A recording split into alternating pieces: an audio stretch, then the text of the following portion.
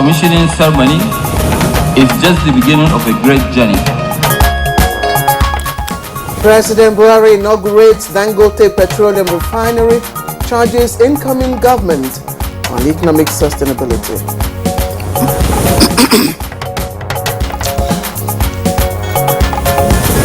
Federal government launches program to reduce maternal mortality and child deaths in Nigeria.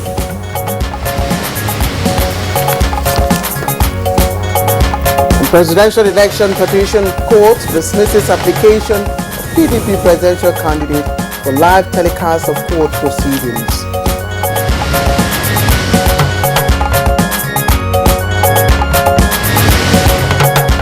Good morning, Nigeria Today discusses security sector accountability. All right, so as they say, security is everyone's business. Now, perhaps it's a cliche that has left many people with lots of doubts and, of course, some level of dread. Well, talking about dread, July 5th last year, which is 2022, will always be a day Nigerians will not forget in a hurry, when heavily armed men raided the Kuje Medium Security Custodial Center on the outskirts of Abuja and released more than 900 inmates. And although the Islamic State West Africa province, known as ISWAP, claimed responsibility for that attack, Nigerians are still reportedly unaware of what caused the security breach. Now, just hours before the Kuje incident, another group of heavily armed persons had attacked the convoy of an advanced security team of President Muhammadu Buhari in his home state of Katsina. And according to the presidency, 2 persons in the convoy sustained varying degrees of injury. Okay, sorry, Kingsley. Just a month before then, in another part of the country, the Nigerians woke up to the news of gunmen, unknown gunmen, killing an unknown number of worshippers at St. Francis Catholic Church in Owo, that's in Ondo State. Now, those attacks and more in recent times, of course, expose the fragile security architecture of the country and the brazen attitude of the bandits and armed persons who are involved in the killings as well as abduction of citizens. Now, experts are worried at the existing trends and the grim metamorphosis of these challenges, including the proliferation of small arms and light weapons, as well as the socio-economic conditions militating against the fight of the armed groups. All right. So, most importantly, of concern for observers is the level of security breach, with no person appearing to be held accountable. Well, at least not to public knowledge. Of course, civil society organizations are already raising concerns over lack of accountability. What they say is lack of accountability in Nigeria's security sector. Now, they argue that it is a worsening issue.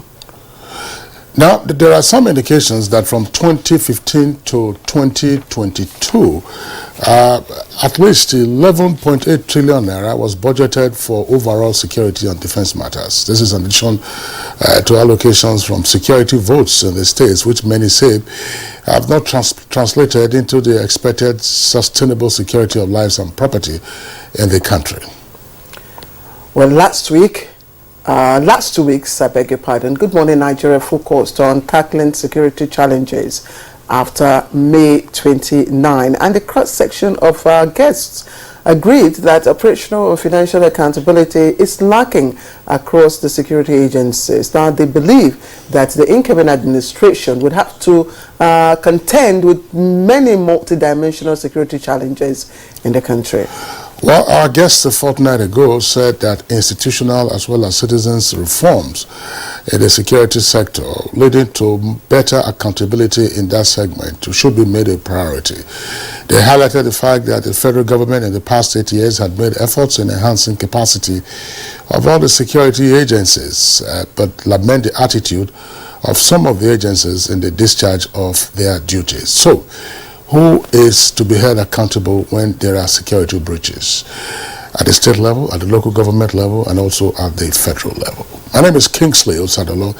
I'd like to welcome you to this edition of Good Morning Nigeria, where we have going to have guests who will be discussing security sector accountability. And Kingsley, of course, we must also acknowledge the fact that for the past few months, there's been some form of great relief in terms of activities of terrorists, or if you may, Boko Haram group, and of course kidnapping.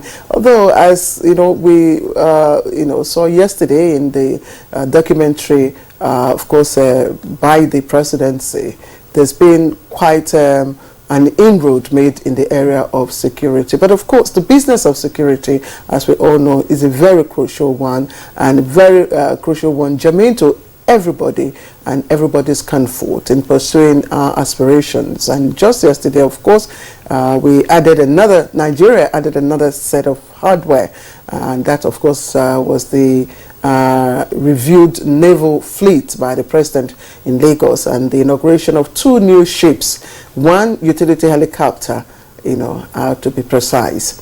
All right, so let me join Kingsley to welcome you once again to Good Morning Nigeria this Tuesday on the network service of the NTA. I am Claire Adelabu Abdul Razak. In the course of our program, Chukwudu Kodukbaja will be here to review the newspapers for us, but of course not before business news and the news highlights for this morning. And so we'll quickly get to the highlights of the morning news with our news caster, Zenred Dingmun. Hello, Zengdek. I hope you got your name correctly. We've been trying. Yeah, you tried there, Claire. Thank you. Good morning, Claire Kingsley. And these are the morning highlights. The world's biggest single-train petroleum refining facility, the Dangote Oil Refinery, capable of altering the global energy landscape, has been formally inaugurated. President Muhammadu Buhari, who performed the ceremony, described the event as a significant milestone for the nation's economy and a game-changer for the downstream petroleum products market in Africa. It was reported that several West African leaders stood to be counted at the remarkable event in solidarity. Money is just the beginning of a great journey. We will replicate this sector, what we have actually achieved in the cement and fertilizer market, and encourage our other great entrepreneurs to emulate this iconic Nigerian industrialist and join the government in accelerating our growth in order to realize our country's globally recognized economic potential. Following through on his administration's determination to upgrade and expand the nation's stock of infrastructure, President Muhammadu Buhari will on Tuesday commission 7 legacy projects completed by the Federal Ministry of Works and Housing across the country, comprising 3 major bridges, 3 federal secretariats, and a road project. The historic event will be headlined by the second Niger Bridge, which was conceptualized in 2005. Others are the local Weto Bridge across River Benue to link Benue to Nasarawa State, and the Ikom Bridge in Cross River State, while the road project is the completed section of the over 200 kilometers of Kaduna Dual Carriage Expressway and 3 new federal secretariats. It will be recalled that President Buhari inaugurated a 4th one, the Federal Secretariat Lafia, located at Bukar CD along Jos Road, Lafia, Nasarawa State, in February this year. And in view of emerging armed conflicts in Africa, the United Nations Development Programme UNDP is strengthening the capacity of military and paramilitary personnel from ECOWAS member countries to enhance their operational skills in civilian protection during conflicts.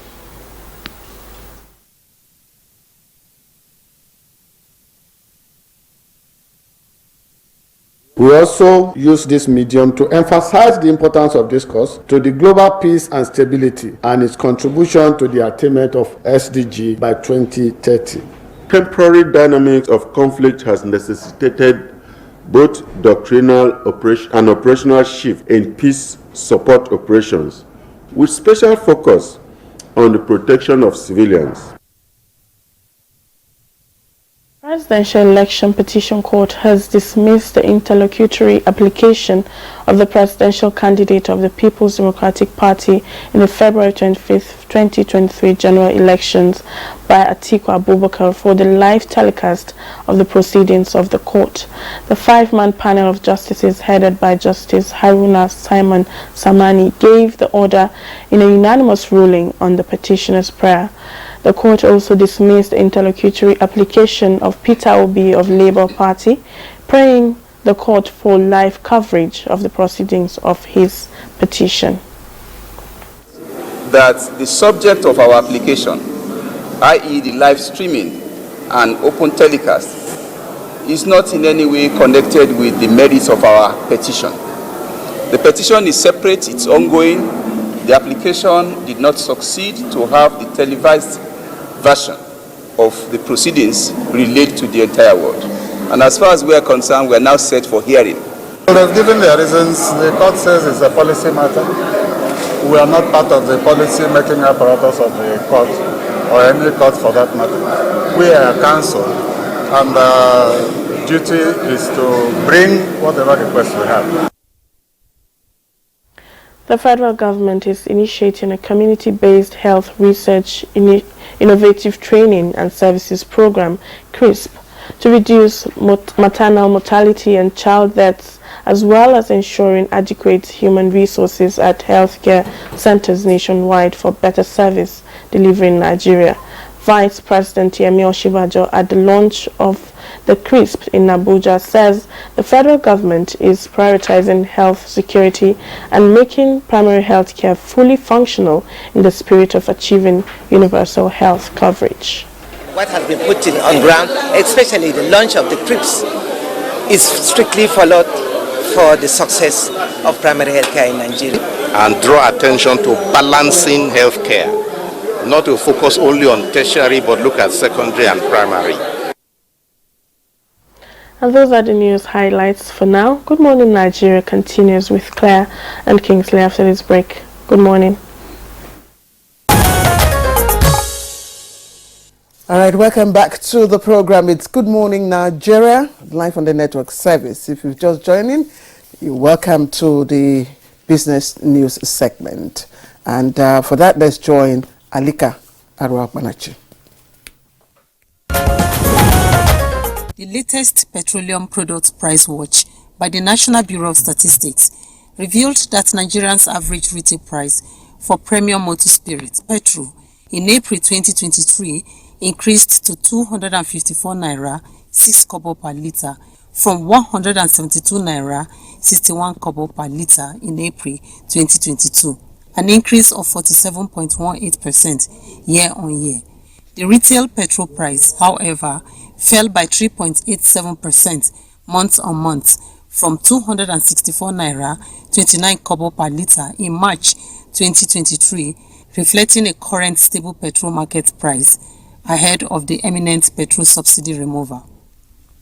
On the other hand, the average retail price of automotive gas oil, diesel, in April 2023 increased to 842 naira 25 kobo per litre from 654 naira 46 kobo per litre in April 2022, an increase of 28.69% year-on-year, while diesel price increased by 0.17% month-on-month from 840 naira 81 kobo per litre reported in March 2023.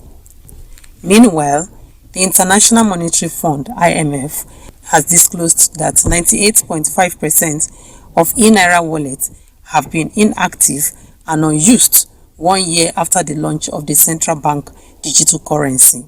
This disclosure was contained in a report titled Nigeria's e-Naira and 1 year after. This was published on the IMF's website. With business news, Alika Ogbanachi, Arua. Many thanks, Alika Okpanachi Arua, for the business package. A review of some of the papers we have this morning comes up next.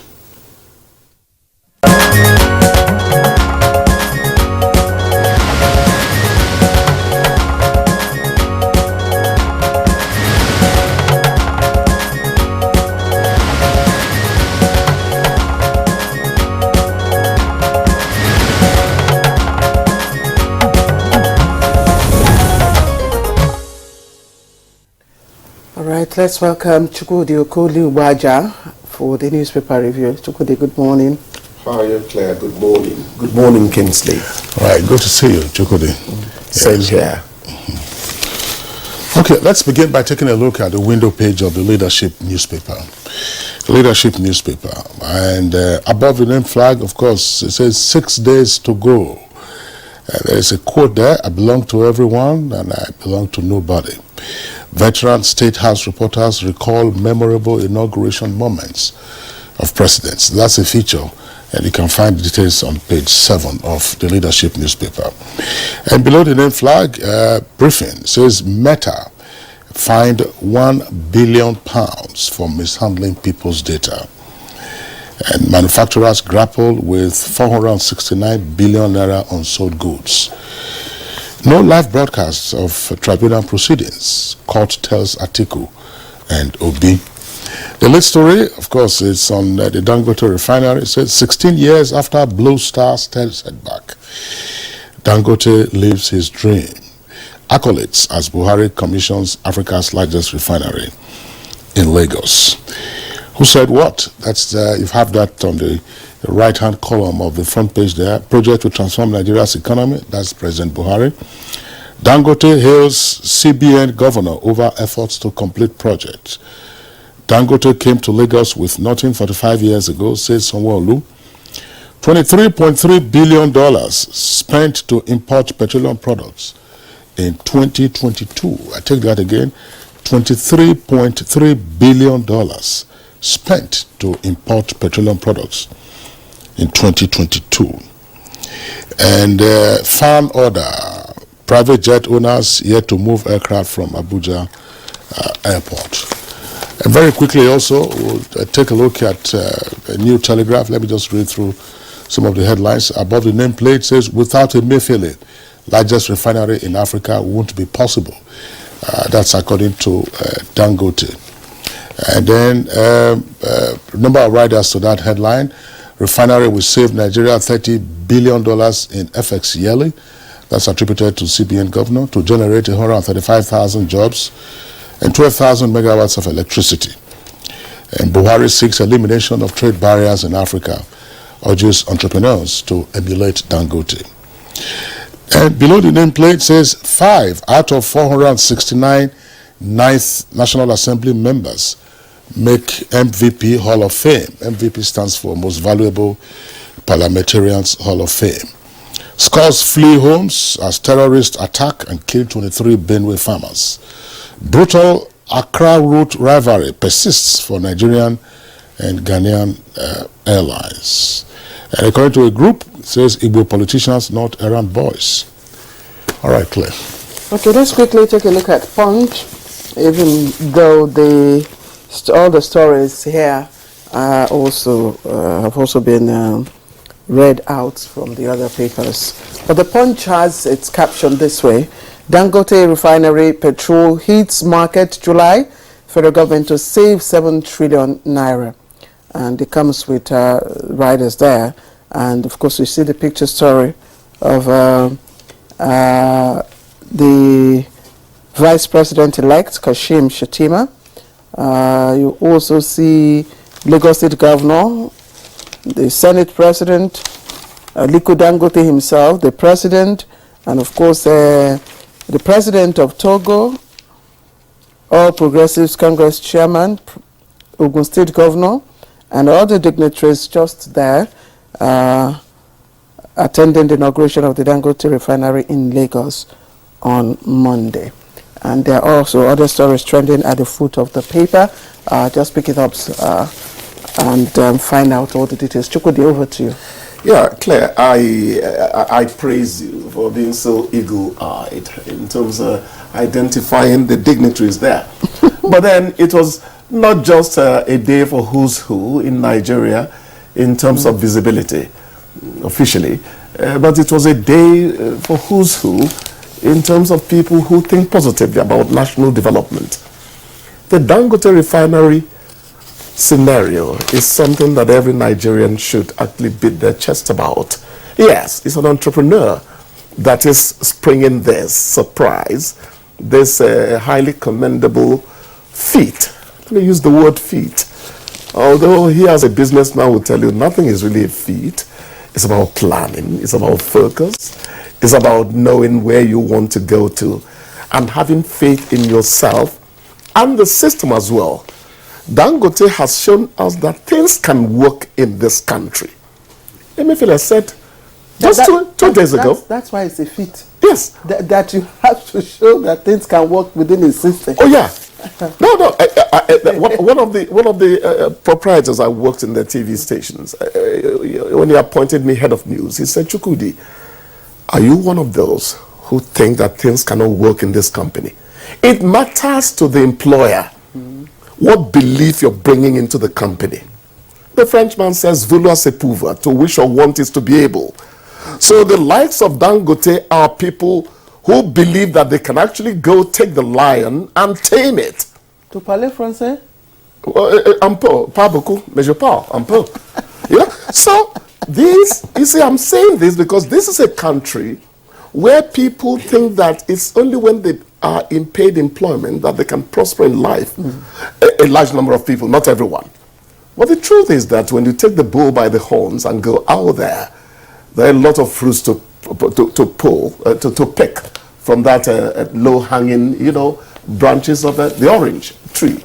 So we want to really appreciate what has happened. And then maybe I said the other time that he has repaid 70% of the loans procured to put the refinery in place. 50% of equity came from him. Then local banks and then it's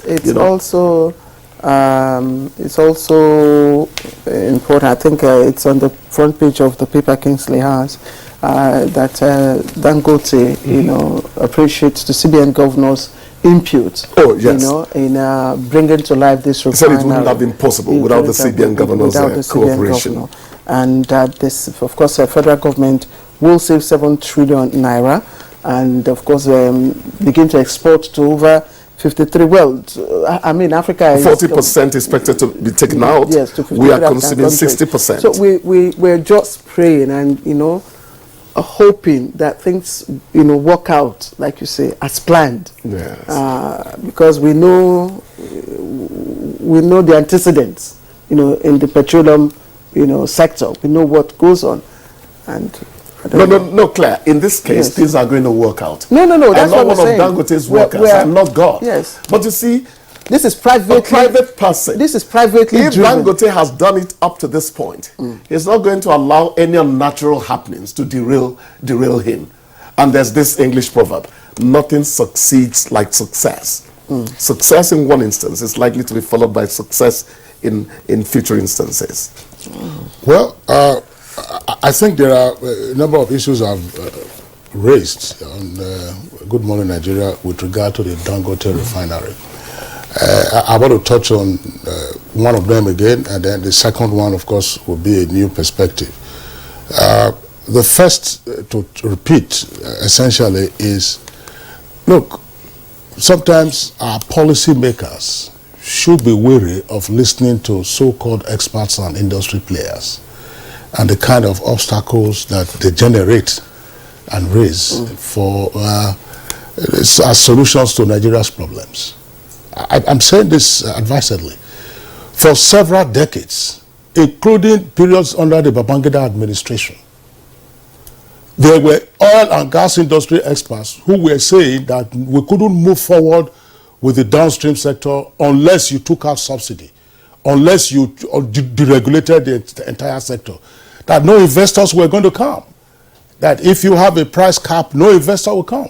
And so gradually they started taking off the price cap for instance, diesel, that's AGO, that's automotive gas oil. They took it off, and then of course, because of the volatile political nature of PMS and the consequential effects it will have, government has been grappling with that. And some of these same experts and own players in the oil and gas field will be telling you investors will not come, investors will not come. Licenses were issued for greenfield refineries, and typical of Nigerian elite class, we are a rent-collecting elite class. People will be scrambling to get licenses. How many of the licensees actually built refineries? you will see acres of land marked out for refineries, and it will mark complaint after another as to why they couldn't get up for the refinery. And the story of what happened in 2007 is something that I've said before, and again it's been repeated this morning on the front page of the leadership newspaper. 16 years after Blue Star setback, when the Obasanjo administration had made under the privatization arrangement for Dangote, the consortium that he put together, the Blue Star, Kaduna and Port Harcourt refineries, they said, no, why will you sell our national patrimony to a private individual if he let him go and build his own? Let him go on. Now he has built his own. And everyone is saying, oh, that is where all our hope lies. Not so. In the meantime, we discussed it on Good Morning Nigeria yesterday. 4 refineries that we have, 2 in Port Harcourt, 1 in Warri, another one in Kaduna, are not working. Go and check out how much those non-functional refineries have consumed. Some estimates will indicate over a period of years, over 120 billion has been spent in keeping the staff, paying their salaries, their welfare, their pension, contributions over that period. How does that square, for instance, with what we are using to import or what we are even paying on subsidy? So typical. I'm just saying it for the Nigerian elite class. That is one of our challenges. People look at just a small picture and then they cast headlines out of it. Second point has to do with the financing arrangement for this purpose. Professor Yinka Amorogbe, who is a professor of law and oil and gas expert who had worked in NBC before, talked about one of the advantages that's in the free trade zone area, which is fine. But funding arrangement, I've always said it that it is a shame that the Central Bank of Nigeria has descended into the arena of retail banking. Where are our banks? That every time you see them quoting humongous figures, hundreds of billions of naira as profits, they are busy financing trade, where the turnaround is very quick, say 60 days, 90 days, and so on and so forth. So it has taken the input of the CBN to part finance this. Don't be surprised, in various business schools around the country, they will be studying the financing model of this Dangote refinery. In the meantime, those of them who are working in commercial banks, those of them who are working in retail banks, those of them who are working in development banks, and so on, or even infrastructure banks, they will not move an inch. It will be the same old story, the same usurious interest rates over 20-something%. How will the economy progress? Go to manufacturers, they are crying, they are weeping at all times. They need money. How do we run an economy like this? They need money to get on the So ground. we are now saying, oh, you know, the 650,000 barrels.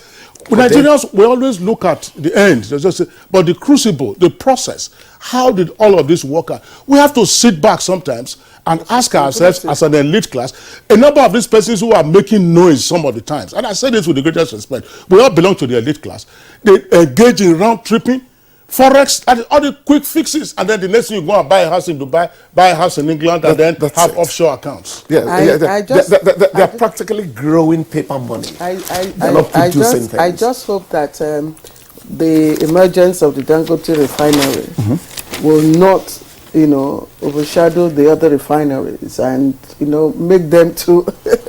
Claire, yes, may I disagree with you a bit? No, I said I hope. Somebody said it's not socialism, communism that China practices. He was analyzing the Chinese economy. He said that Chinese economy is actually moving towards harsh capitalism. You see an ailing industry, you let it die, so that the ones that are ready to live will live. So in the refineries, did you hear Kingsley say all the things that those refineries are gulping? Even the pension you're stashing up for people who work there without having much to show for it is something that disturbs everyone. So if those refineries are not working, let them die so that the refineries that are ready to work will spring up. They are our national asset. So what do you do where they are rehabilitating the Port Harcourt refinery? Yes. But there's no question of getting into contractor maintenance and so on and so forth. Get the private sector to be the player in the downstream sector in terms of refining. And our focus, unfortunately, has always been on some of the products that we see, PMS, AGO, and kerosene. Again, yesterday, I drew attention to the fact that aviation experts told us there was a time in this country when we didn't have to import 1 liter of Jet A1 fuel. Today, for all our Jet A1 fuel needs, 100% imported. Carbon black that you use for the manufacture of tire comes from crude oil refining.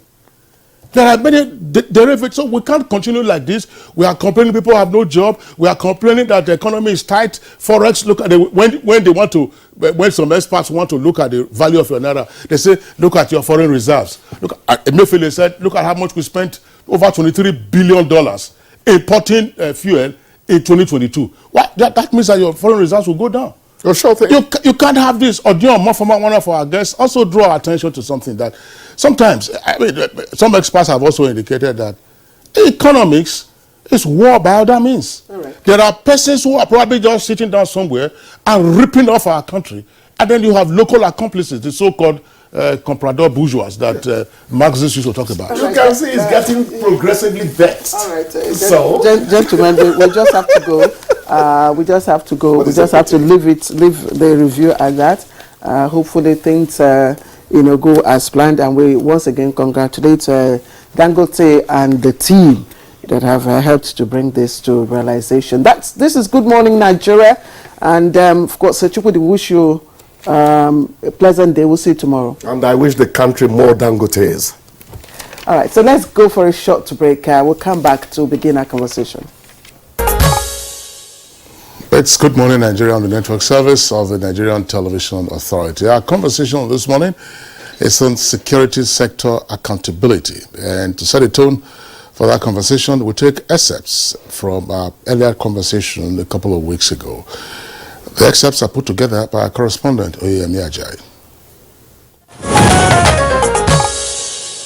The police, as it were, today is balkanized.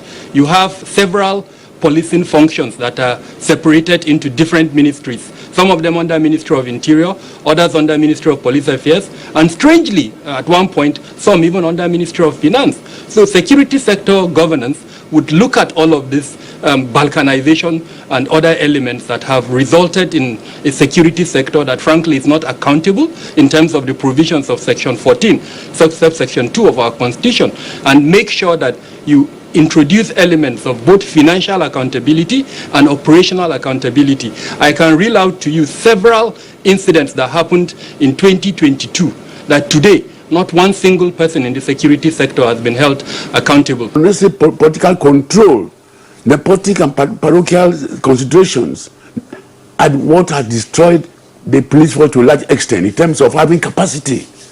It's recruitment is no longer based on capacity, based on your qualification, your standard. Sometimes you see now, in those days, you can't see somebody with a K leg in the police. You can't see a very short woman or short man in the police. But now you can see people who are very short begin to wonder.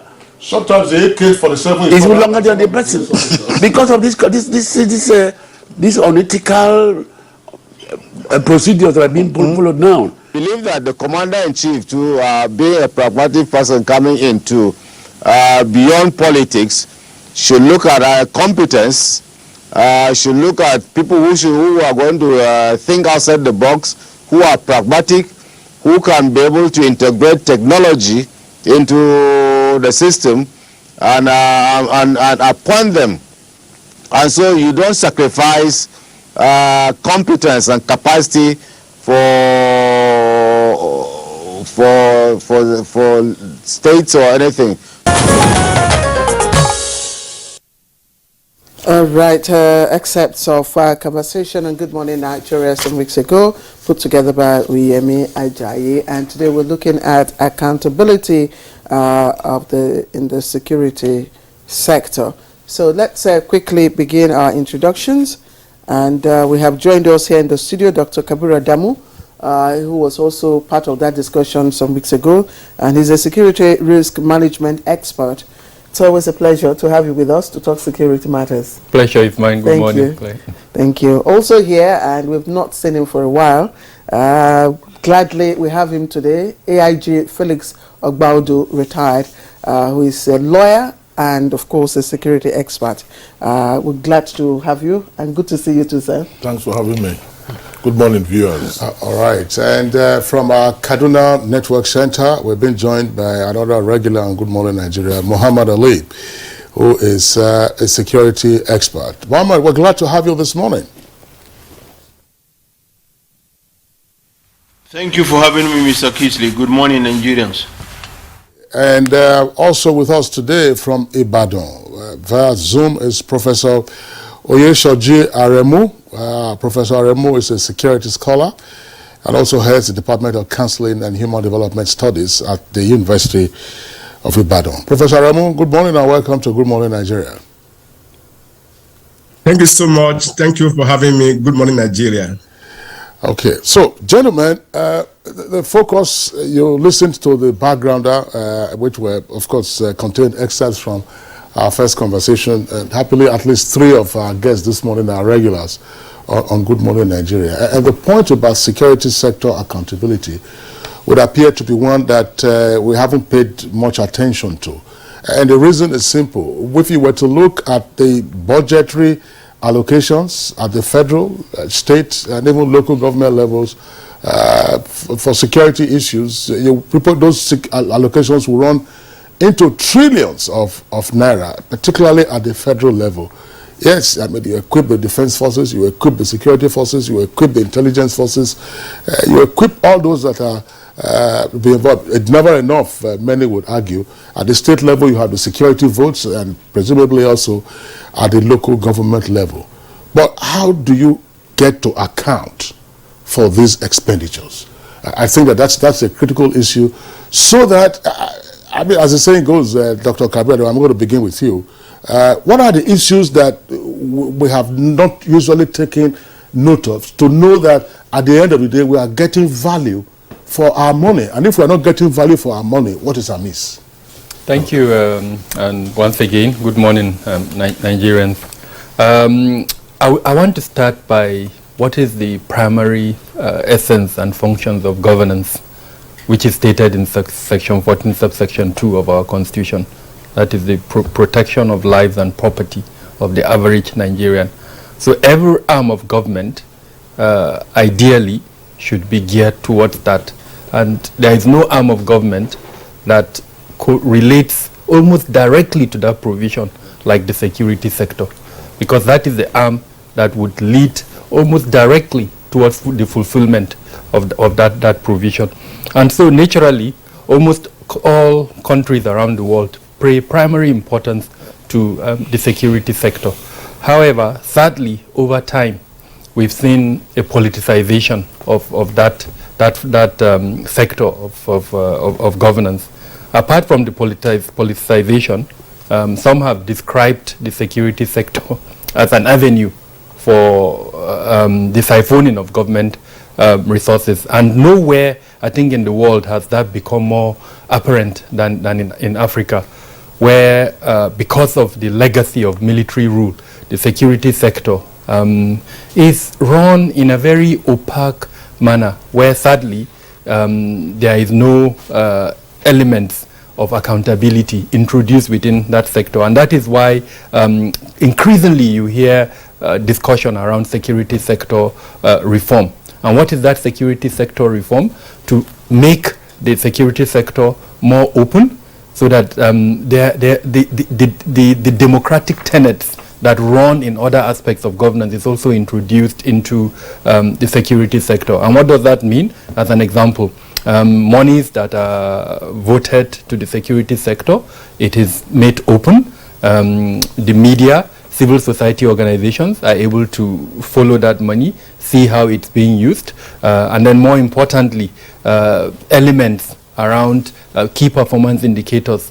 In other words, how do this security sector account for those money that are given to them to show clearly that that money has contributed towards that section 14 subsection 2 of the Constitution.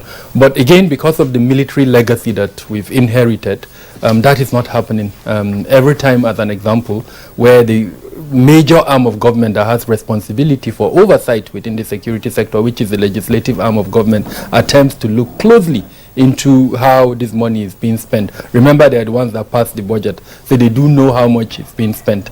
Any attempt to look closely at that is most times resisted by the security sector. So these are some of the elements that are existing within the moment. I think there is a realization by both sides that under a democratic system, especially if you look at the armed forces, they have subjected themselves to civilian oversight, as it were.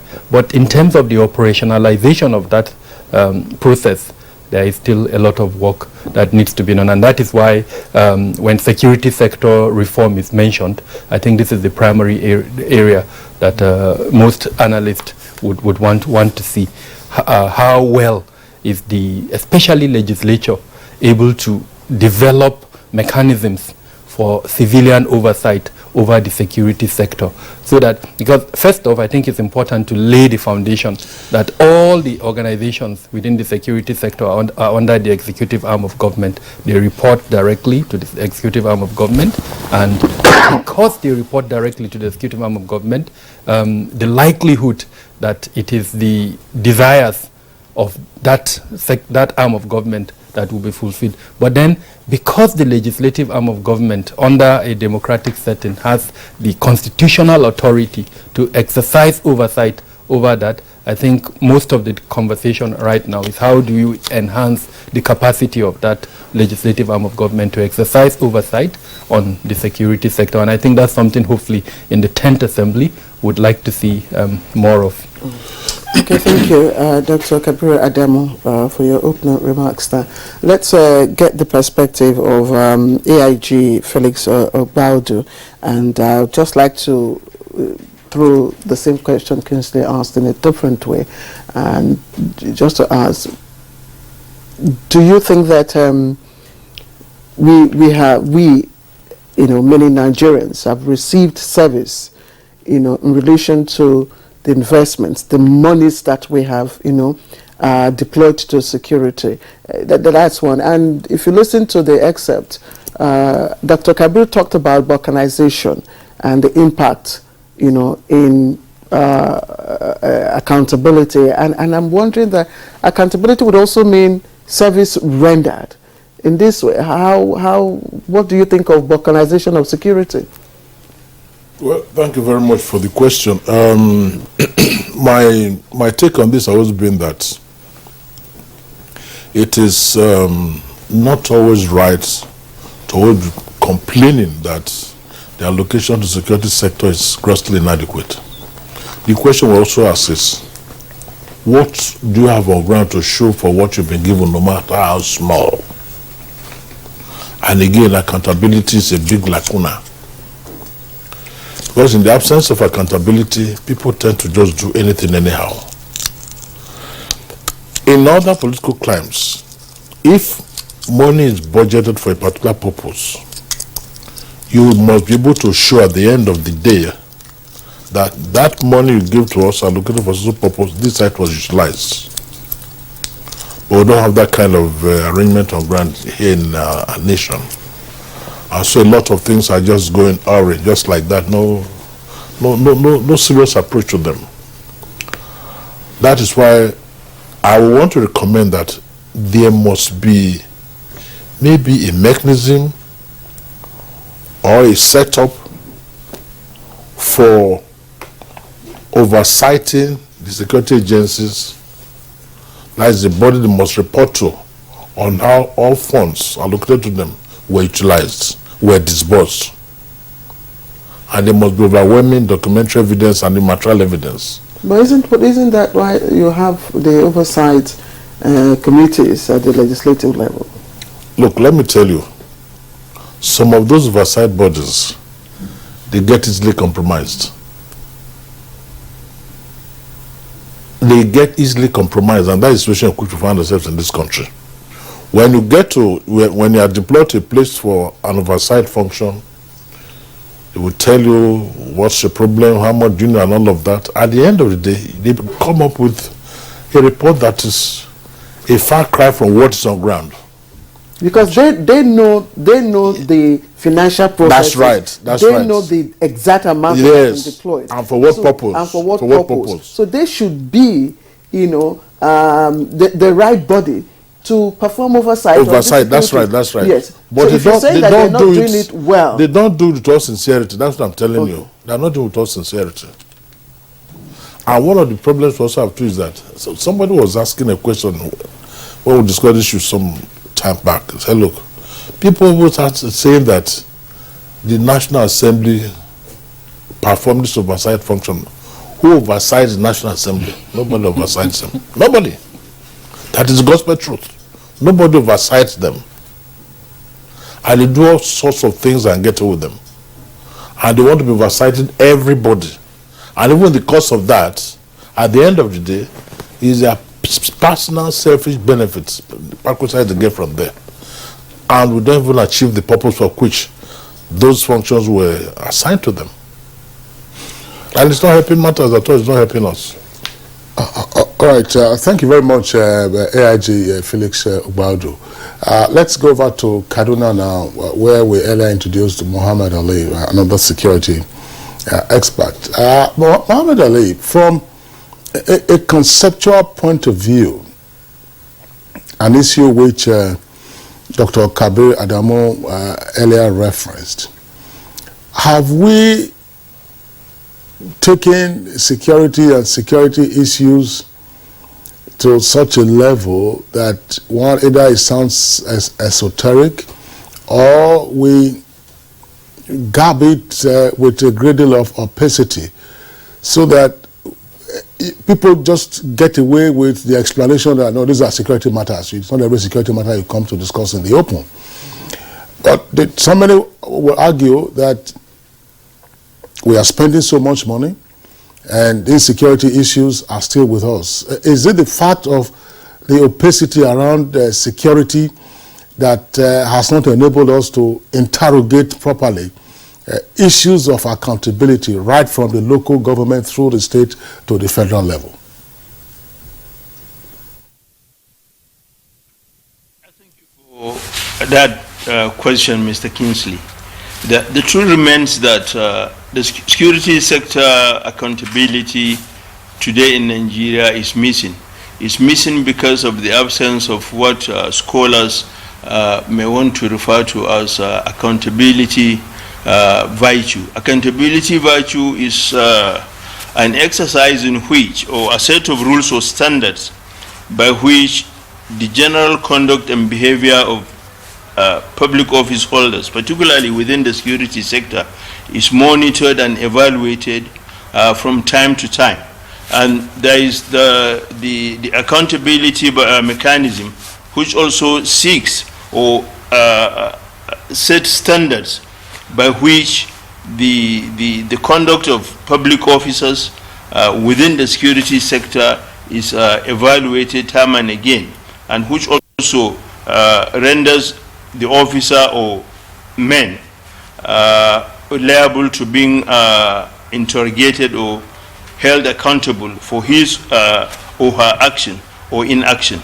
But as things are today, I think there is a far cry from what needs to be done, simply because people are hiding under the facade that you don't account for security funds.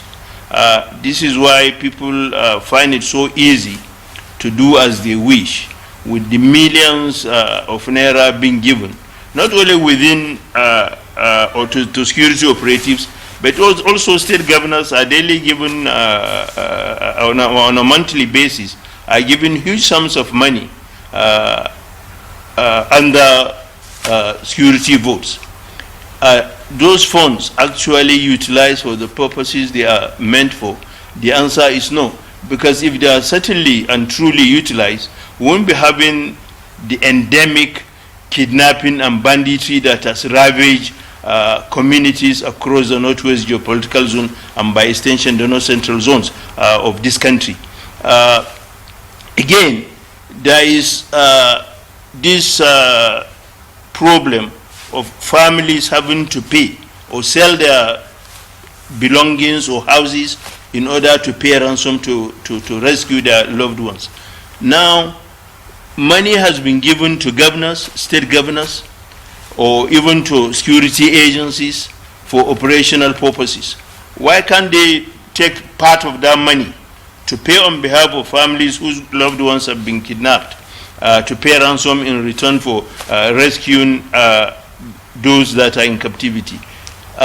Things like that abound all over the place. And this is happening simply because, in all honesty, there is no responsible or responsive approach to the issue of accountability as we speak today. So until Mr. Kabir also talked about the issue of oversight functions and the AIG. Certainly, the two houses of the National Assembly have committees on defense, they have committees on the military or the Air Force, as it were. But do they actually conduct oversight functions the way they should? The answer is no, because the moment oversight functions are set to commence, notes and naira do exchange hands, and at the end of the day, whatever report the committee will write will be in tandem or in favor of the agency that has been oversighted. So this is why 23 years down the line, we've not been able to make any progress as far as checkmating the excesses of, be it the security sector or the general ministerial positions or agencies of government. Nothing has been done because there is no thorough or thorough oversight functions being conducted as required by law across board. Thank you. Muhammad Ali joining us from our Kaduna studio. So let's bring in Oyeshoji Aremu, who is a security scholar and head of Department Counseling and Human Development Studies, University of Ibadan. Professor Oyeshoji, thank you for joining us. Once again, let's look at interagency collaboration in the security sector. And you security experts have always mentioned that it's not been as effective as it should be. And of course, that's why we probably are having the gaps, that Dr. Kabiru talked about when he mentioned the issue of balkanization. Now, it would appear that the different, security agencies, the different sectors and all that, is becoming a case of too many cooks spoil the broth. Is that what it is in the security sector? Yeah, thank you so much for having me. And good morning, Nigeria.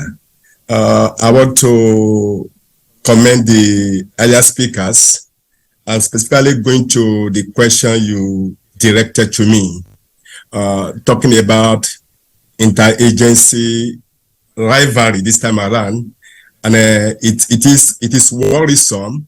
Again, given the fact that the security sector generally has been balkanized, as you have said, and of course, as one of the speakers also said earlier today, and that itself is a problem.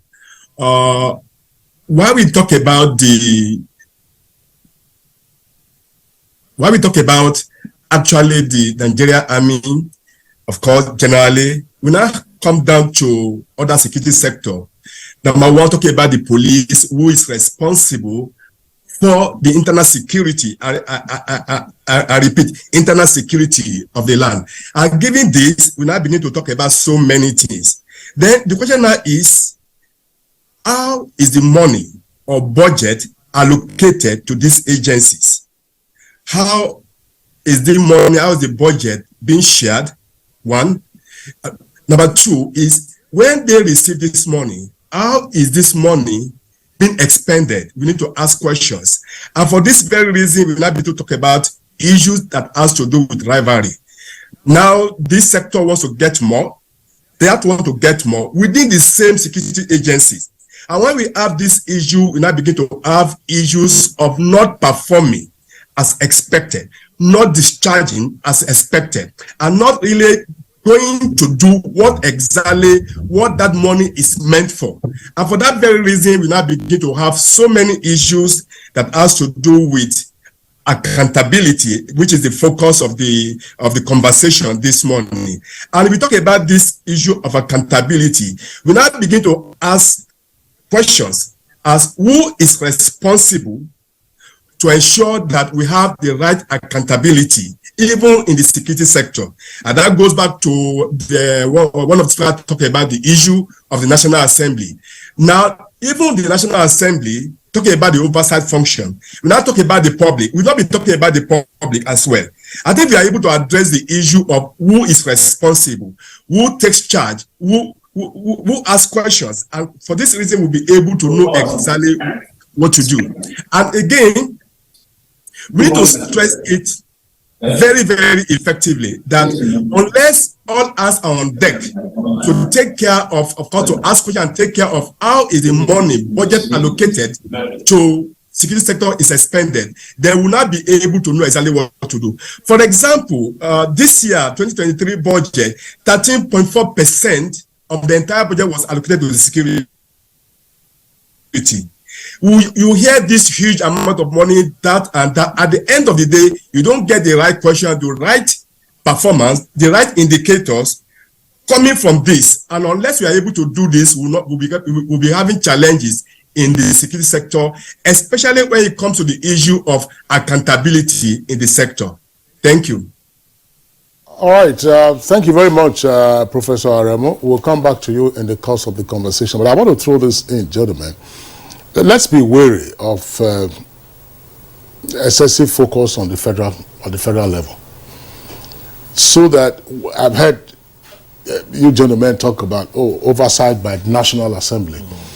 I believe that the subtext of that is the presumption that the State Houses of Assembly are, as it were, literally prostrate and cannot therefore even embark on any oversight or much oversight of the executive branch in their respective jurisdictions, because a security vote is also part of the monies that the state government ought to spend for what the name implies, which is security.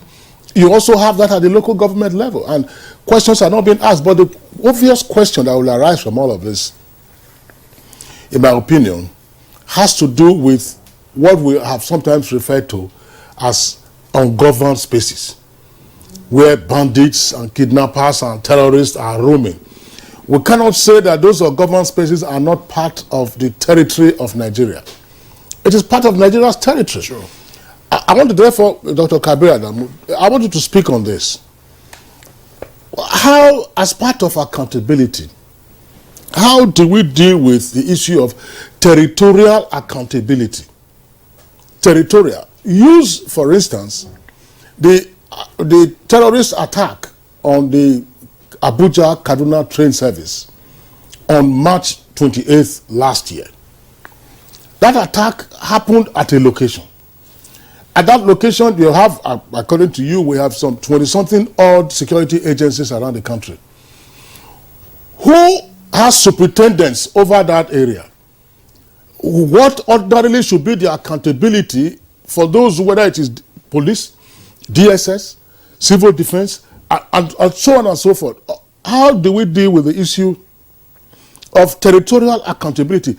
If crime, I'll come to you, AIG Ogbado. Crime is always happening in your jurisdiction, DPO, every time. You will ask questions if you're a commissioner of police, wouldn't you? So, but territorial accountability, how do we begin to address that so that somebody will not just say, oh, you label, they are terrorists, oh, they are bandits. They happen within your territory. So how do you account for it?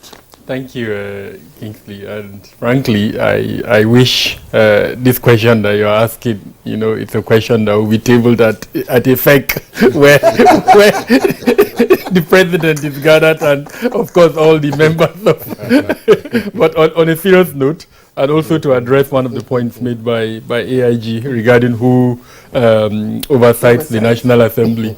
The National Assembly has probably the highest rate of attrition in all the three arms of government. And so somebody oversights them. Why is that rate of attrition? If I'm right, I think almost 70% at the moment. In other words, those that are coming, that have been voted in, about 70% of the ones in the 9th Assembly are not coming to the 10th Assembly. So people are paying attention. And how is that reflected? During the election cycle. People vote for those ones that they are able to relate to, that their performance have been able to touch their lives. And for me, that is a very important and crucial aspect of the growth of our democracy. Regarding your question, Kingsley, there are a couple of things, and I'm also mindful of the fact that this is a public fora, so I'm conscious of what to say and what not to say. If you look at the security architecture, there are roughly, at the last count, I think about 7 coordinating elements within that security architecture. In other words, all of these 27 that I've mentioned feed into about 7 different elements who now report to number 1, the CNC. So ideally, what happens, and I'm using the word ideally, what should happen is by the time a particular head of an MDA is appointed, his tasking is clear. If it's the AIG as an example, he knows he's responsible for internal security. He superintends that particular sector. And he knows he has to work with a couple of other organizations, which is what the balkanization that we were discussing earlier on. A good example is the civil defense, the NDLEA, the EFCC, to an extent the ICPC. So in terms of his stuff is clear. He knows this is what he has to do. But he also knows that he needs to work with those other organizations. And that is where the difficulty comes in. He has a tasking. Some of the taskings a lot of Nigerians can relate to. He's supposed to protect our internal security. Now in that internal security, if we use the police as an example, there are 36 states. And out of that 36 states, ideally there should be 36 commissioners of police. Then there are FCT. Plus the FCT, making 37. Then there are AIGs that are appointed according to zones. Now the responsibilities of those AIGs based on zones and the commissioners of police 37 based on location is also very clear. So if I am the AIG and something happens in Kaduna, I know who to speak to. I know who to hold responsible. It's either the AIG in charge of that zone or the commissioner of police. If I'm the commissioner of police, I also have under me DPOs that are based on certain locations. In the case of the train, the example that you gave, I'm aware that there is a DPO responsible for that infrastructure. I think at the level of the Ministry of Railway Corporation rather, then also at the level of locations. Where did that incident happen? In that particular location. So hypothetically, 2 DPOs. So it is not, and I want to emphasize, when we speak of territorial accountability, there is no ambiguity. It is very clear. What is missing is the political will to take action. And why is it? Because over time, there are 2 things that sadly, over time in Nigeria, we've come to accept. And I hate to say it, but I must say it. Our nonchalance, and then sadly, our appetite for accepting things as normal. On the one hand, we're nonchalant, it happens. Just last week I sat down, and if you allow me, I'll mention a couple of things that shook me to my marrow. Number 1, I saw in a court the sanctity of the precincts of a court was violated during a pre-trial hearing of one of the political parties. We saw how certain persons attacked an individual within the court premises, and I was shaking to the bones of my marrow. That is a court. And not only that, all the relevant bodies that were supposed to speak against that kept quiet. Till today, I haven't heard them say anything.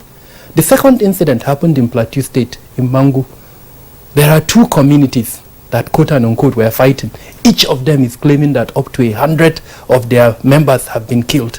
So if you bring the two together, 200 in one country, and we moved on as if nothing has happened.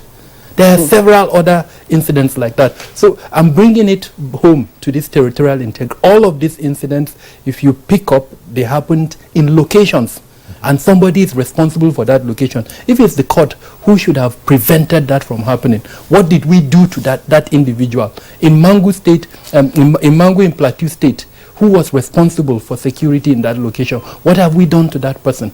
So there is no ambiguity with regards to territorial accountability. What is lacking is the political will to take action. And part of the reason why I think we've arrived to where we are is because over time, sadly, we've come to accept certain things. They happen, we accept it, we move on. So I am of the view that we need to reach a stage in our... Just before we bring in AIG Felix about let me also stay with you. Considering the fact that security is intricately sensitive matter, and those who render the service, are also highly regimented people. I mean, you dare not, go into. So I'm wondering to what extent, citizens should demand accountability. To the extent that we're in a democratic rule, and that is where security sector reform comes in. Security sector reform speaks about the democratization of security. You must make the security sector transparent. Transparent to the extent that the citizen can ask questions. And I talked about two components of our society, the media and civil society organizations. They are going to play a critical part in this. And thank God, in Nigeria, we have a lot of, especially civil society organizations and the media, that are playing a critical role in this regard. I'll talk about P1. I can't remember the acronyms now, but Kemi Okeyendo, you've hosted her here severally. Clean Foundation, PLAC. All of these are organizations, civil society organizations, that are playing a critical role in security sector reform and that are helping to advance the democratization of our security sector. The media too. I mean, part of what we are doing is this. A lot of people are listening to this conversation, and I'm sure they will pick up certain elements and try to advance it. I'm also hoping the government is listening and they will try to advance. So these two elements of our society can play a critical role. The legislature, for every legislation process, there is a public hearing. And that public hearing requires the public to come and make contributions to the process of the creation of a bill. Through that process, you hear from the public, and then, of course, you are able to make changes. Which takes me back to the earlier point made regarding the oversight functions of the National Assembly. It is not just about corruption. It's also about capacity. And we need to speak about that. If you look at the current, and if you allow me, I'm not going to mention names, the current chairpersons within the various committees in the National Assembly, they are all, most of them, respected persons. Either they've had ranking members of the National Assembly or former governors. But let's ask ourselves, what is their capacity for oversight? Security. I'm sure by now a lot of Nigerians understand that security is also extremely technical. No matter, I've spent almost about 27 years in security, but I can't claim to be an expert in all the fields of security. Today, if you give me a responsibility, I have to call a couple of individuals to support me in that regard, because I know the area that I'm good. I also know the area that I have weaknesses. Now, how many of them have that capacity? Apart from having that capacity, how many of them have aides that have that capacity? Precisely. Because you appoint, let's say, a former governor. The assumption that where he was a former governor, he knows security, but no. He knows perhaps an element of security. So he needs aid. He needs aides that have the capacity to advise him. And where he does not have those aides, he also needs consultants to support him in that regard. So again, now we're about to enter a 10th assembly. I'm hoping that these are the type of things that both the media and civil society organizations will pay attention to. And then more importantly, the leadership of the National Assembly, when making those appointments, would understand that at the end of the day, yes, you make security a part of your legislative agenda, but it's not just enough. you also have to make the necessary ingredients to allow that legislative agenda to function. And it has to do with your appointment. And then once you appoint, you advocate to make sure that the person you appoint also has the capacity to carry out that function. So two things, both capacity and then the desire to also play that role. And on the other side, the security sector, the organizations, they also need to subject themselves to that the oversight that is. Okay, Dr. Kabir, thanks a lot for the issue that you have raised. But on the latter point, to buttress it further, which is to say, ramping up the capacity of lawmakers for oversight, whether at the National Assembly level or at the state Houses of Assembly level, but more particularly now, on the basis of the examples you cited, I'd say at the National Assembly level. And this is particularly crucial because security, as you also rightly said, is technical. And if you remember, in the lead up to the eventual passage of what was then the Petroleum Industry Bill, there were a number of capacity building sessions that were held because the bill itself had a number of technical details and you needed experts, subject matter experts, to help in breaking this down so that those who will be voting on them will have a clear sense of what it entails and then how to proceed. So that is a buttress of the point that you just made. I want to come back to the issue of territorial. If I may quickly mention, you know, we have the Legislative Institute, and I'm aware that there is an induction exercise that has taken place, you know, after the elections and of course before the inauguration.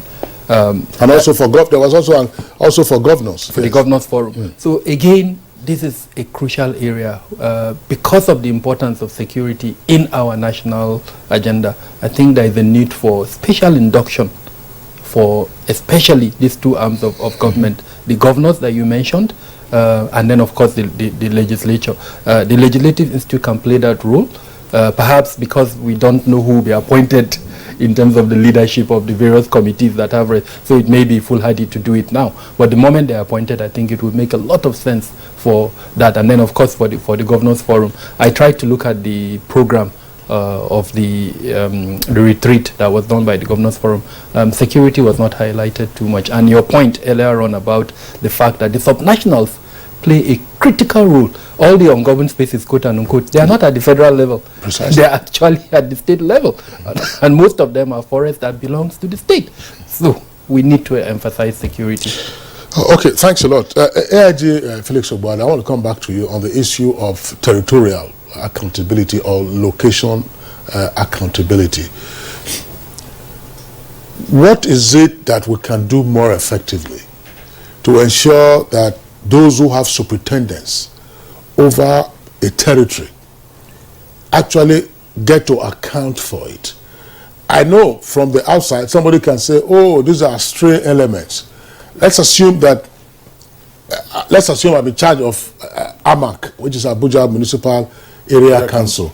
And then elements come from Buhari, they strike, and then they take off.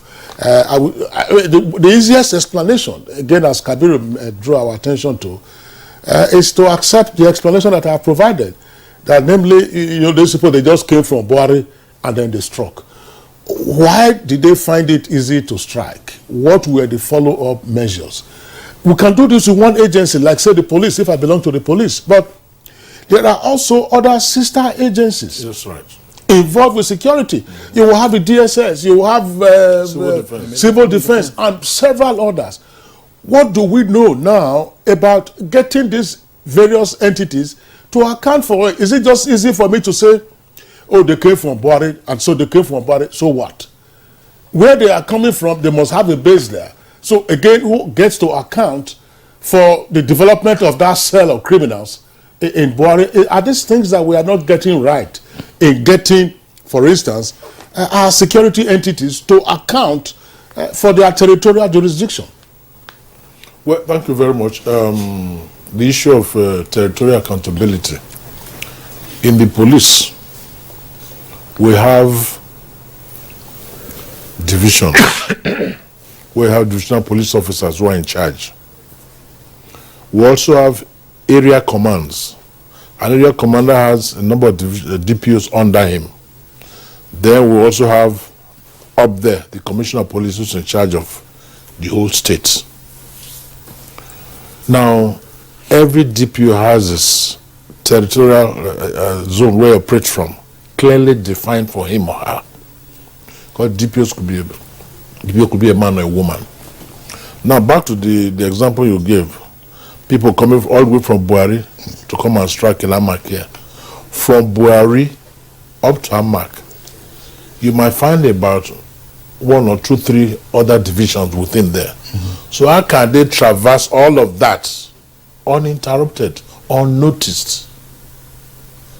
But the major challenge, the security agencies, particularly the police, one, they lack the capacity.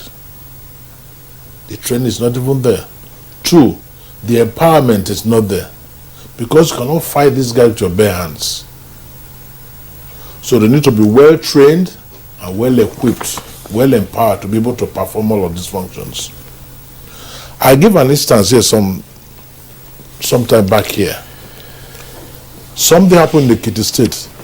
I think it was this herdsman that went to attack one village. And some people escaped from that village to the police station to go and report to them. And the police were still saying, we don't have patrol vehicle here, so they're not going. Can you imagine that? But regrettably, that is not the police force I enlisted many, many years back. The empowerment was there. You had enough vehicles, they were well maintained, they had fuel done where they could get petrol, and they were there 24/7. The other point I'd like to make is this. We need to sensitize our people to be party to the intelligence gathering machinery that we have. If you go to the Francophone countries that border Nigeria, I was mentioned this before, if a stranger steps into any community, in less than 5-10 minutes, the villager will be informed that there's a stranger here. And of course, you go and arrest him. Not just security men are going to arrest him. Some of the natives within there. And when he's arrested, they ask, who are you? What are you here for? And all of that. But here, attitude towards security issues is so lackadaisical. And like, I don't know whether you or Dr. Kabiru made that. We have never ever prioritized security in this country. That is the gospel truth. And I'll keep on repeating it, that in the absence of security, no form of human endeavor takes place. Insecurity thrives. It's not a matter of semantics here and there. Empower the security agencies. After that, there must be synergy. All this internal big screen rivalry and all that should not be there at all. Because the foremost objective is the security and welfare of Nigerians. That's what Section 14(2)(b) of the Constitution as amended provides for. That the security and welfare of Nigeria, of the people, is the primary responsibility of the government. And without adequate security, this cannot be achieved. So we must empower security agents. All the agents must be properly empowered.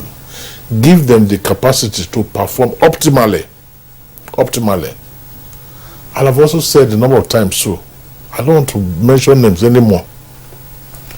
Some government agencies, department arms of government, and all of that are overfunded for doing next to nothing. Some of the people we are complaining about is because they are not well taken care of. And that again also fuels corruption. Apart from fueling incompetence and non-performance and insecurity. So we need to wake up to all of our responsibilities. If we have all this territorial accountability and we have enough men to cover them, secure them. Anybody coming from Buhari, like Riley said, coming to attack somebody in Amak here, as long as it takes off from Buhari, they'll be caught there, red-handed. But to come all the way from Buhari, traverse all the territories manned by various security agents and arrive at Amak unnoticed, is a very sad development. So the accountability we're discussing now is even accountability for what you have been given. AIG is asking for more empowerment, but the ones that you have been given, we're yet to see, you're yet to account for them. No, sorry, let me interrupt. It's the empowerment I'm talking about. I'm not necessarily emphasizing financial empowerment. Yes, but even the personnel the personnel and the equipment, the materials to work with. Okay. For instance, a good number of the divisions, if you go to them, I've been to a number of them, they don't even have arms. The arms they have are not enough, grossly inadequate. No ammunition and things like that. So how do you want them to confront people that are... They are certainly not... Yes, but you also raised, AIG, you also raised a very important point. Where we can also categorize it, I'm sure the other guests will respond to it, which is citizen accountability. Yes. To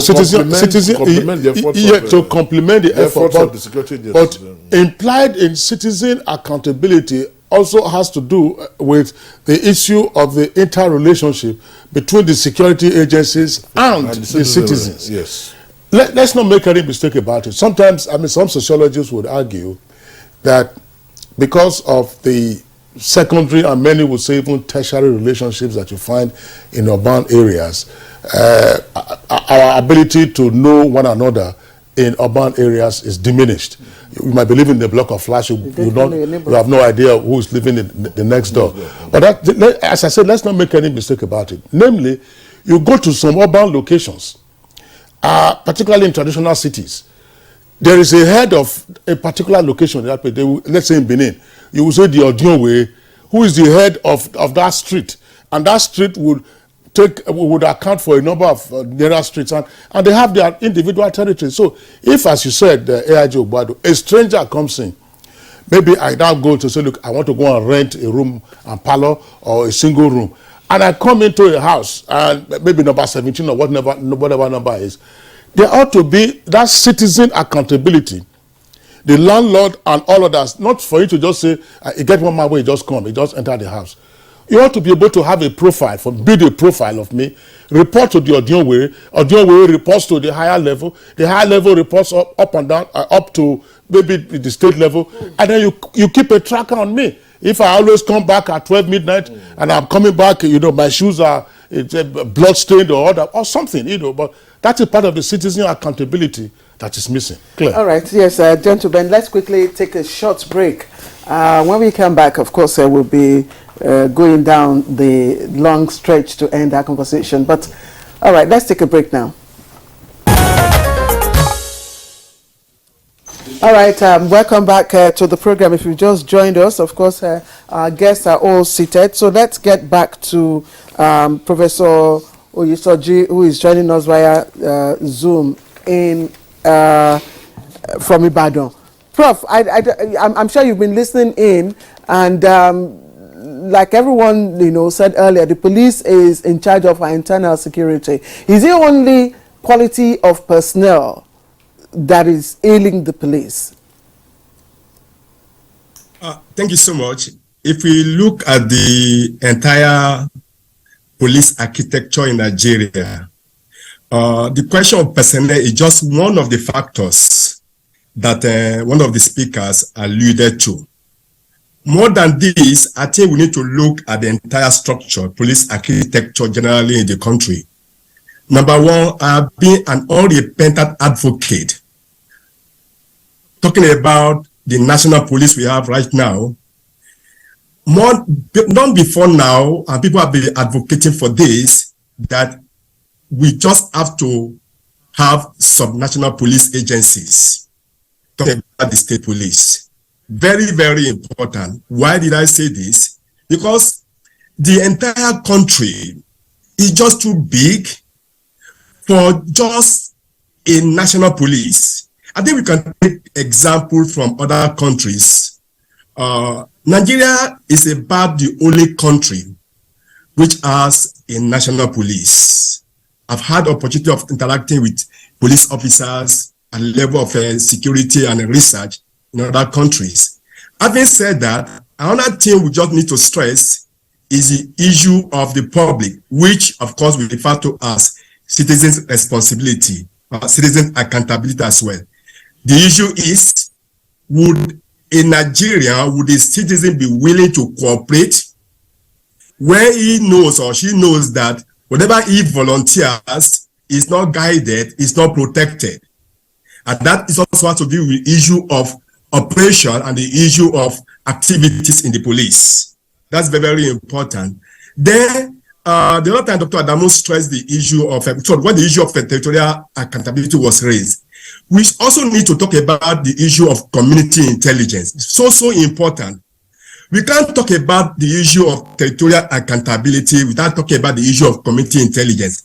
In a way, it's also what we talk about people volunteering information for a stranger that comes to a community who has to be profiled and so on and so forth. But beyond profiling a stranger, I think we just also have to look at what is happening in the community with a view to tackling insecurity in that community. Of course, it was said that bandits or terrorists who move kilometers, bypass some 2 or 3 villages. What happened to intelligence sharing is another very important thing. Again, just talking about the police in Nigeria especially, then we not talk about the issue of personnel, the entire police as a body. You see, the question is not whether the personnel is motivated or not. The issue is what comes to the personnel from the top. We're talking about accountability. Are we asking questions? What is released to the agency? Why is it that in a DPO will not have a functional vehicle that will take the personnel to the crime scene? That's the question. Why is it that when you get to a police station, you find it difficult to get a pen or paper to take your argument, to write your statement? These are the issues. And if you are able to stress this issue again, we're talking about where government comes in now. The reason why we say that before we can talk about security effectiveness or policing effectiveness or what have you, we must talk about the security sector itself. Talking about the cooperation of the public, talking about the cooperation of the government. If these 3 indices are missing, or if any of these 3 indices are missing, there will be a problem. You cannot have effectiveness. For us to be able to do this effectively, of course, talking about accountability in the police, as I was talking about, without going outside the context of the question, is that all hands must be on deck. And beyond what we are talking about, it's about time with being a searchlight, a good one indeed, on the police. Of course, there were reforms in the past 2, 3, 4 years ago. With the reforms, have you had any change in the police? Not yet. I think the reason why we just have to look at this much more than what we are doing, and let's be asking questions. Again, citizens can only be made to be accountable if they are also protected. I said it the other time. Then if also they are motivated. If a citizen is not protected, is not motivated, of course there will be problem. We've had cases in this country, you volunteer information, and you now become a suspect because they ask you to come. This is not happening in other places. If you volunteer information, everything about you is secured. They make sure that you don't volunteer information about the person who volunteer information. If you are able to do this, I think we'll be able to say we're talking about accountability, territorial accountability, agency accountability, community accountability, citizen accountability, even government accountability. If we are able to do this, I think we'll go beyond what we're talking about. And again, more than this, I think our security architecture nationally will have a better framework for us to be able to work as a country. Of course, we're talking about the peace that has been eluding this country. Thank you. All right. Thank you very much, Professor Oyeshoji Aremu, for the contributions that you have made. Let's return to Muhammad Ali in our Kaduna Network studios. Muhammad Ali, I'm sure you listened to the issues now around the breakdown of accountability. And just to throw this in, we've talked about the police. The examples that Professor Aremu cited, say, look at a police vehicle. Some persons will say, look, that has to do with either financial or operational accountability. Operational, whose responsibility is it to maintain that vehicle? And if that vehicle is not being maintained, why is it so? If you have a vehicle on your, let's assume you are a law enforcement officer. Will you leave your personal car to be in the state that you find it? Would you leave your personal car to be without fuel? If you are parking at home at night, if you are leaving the house in the morning, so you have no fuel, let them go and use a jerrycan to go and buy fuel for you. So this is the kind of accountability that we're talking about. When it gets to the public square, why then do we say, no, well, it doesn't really matter, we don't have petrol in our vehicle? But I want to bring you back to the issue of territorial and citizen accountability. The DSS, for instance, has presence like the police in all parts of the country, and many would say in all the local government areas of the country, and I believe also in various communities and so on and so forth. So what is it that we need to get right to ensure that there is more accountability from such an entity and indeed other entities that are involved with security management in the country, along, of course, with the key issue of citizen accountability? Mohammed, citizen accountability. Thank you very much. The issue of accountability has been discussed, is key in everything we do. But the major challenge we have is that of is the issue of adequacy, because to say the least, most of our operatives are suffering from what I may regard as inadequate personality syndrome. And until we are able to address that, and squarely too, we'll continue to have the problems we are facing security-wise. And this again calls for reform. Reforms in terms of recruitment, reforms in terms of welfare, reforms in terms of salary, reforms in terms of operations. These are very necessary and key for not just the police, all security agencies inclusive. If we really want to have it right, this must be done. Because as things are today, recruitment into all the services, there is no exception, all the services, it has been monetized. And this is why fighting banditry and insurgency has become 14 years down the line. We've not been able to finish this. Why?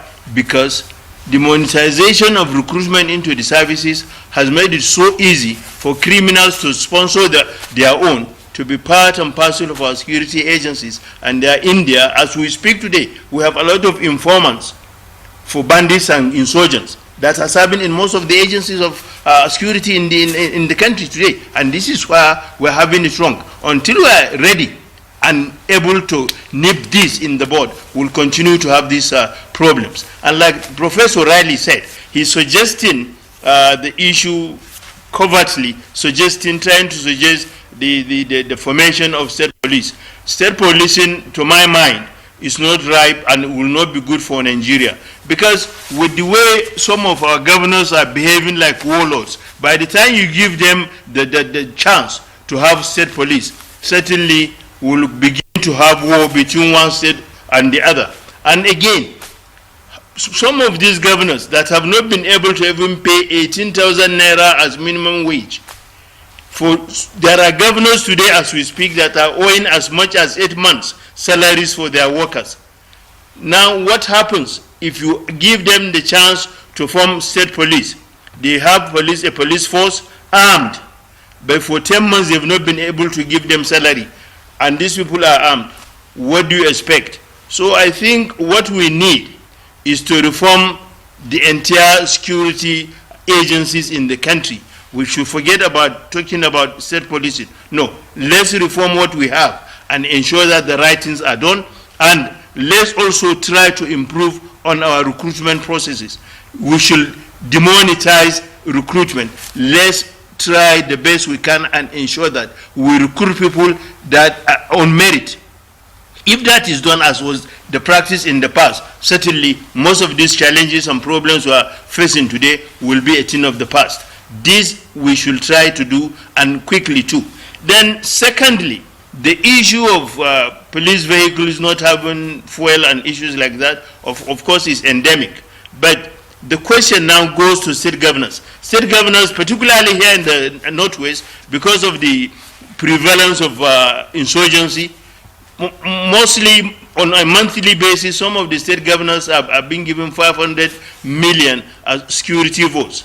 And some of these governors will call a police commissioner, a state police commissioner for that matter, and give him 200,000.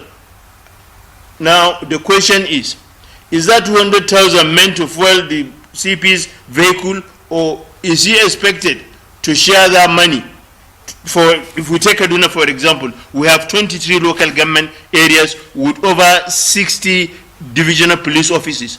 How do you share 200,000 to over 60 divisional police divisions across the state, across 23 local governments? Are we actually ready to work? Are we really serious about policing?